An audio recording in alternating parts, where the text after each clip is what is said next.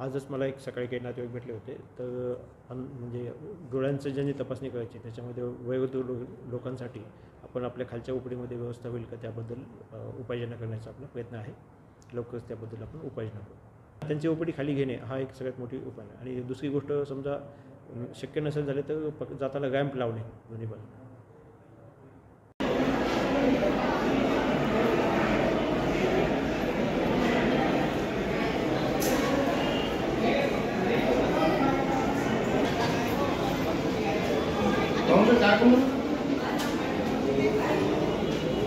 काय शूटिंग मध्ये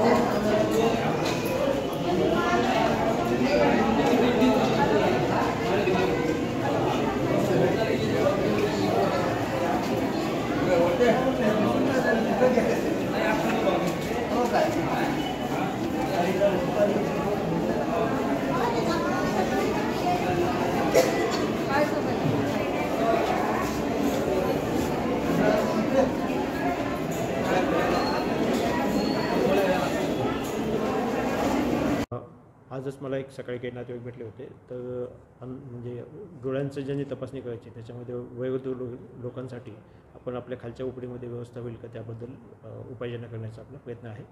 लवकरच त्याबद्दल आपण उपाययोजना करू. त्यांची ओपीडी खाली घेणे हा एक सगळ्यात मोठी उपाय आहे. आणि दुसरी गोष्ट समजा शक्य नसेल झाले तर जाताना रॅम्प लावणे दोन्ही बाजूला.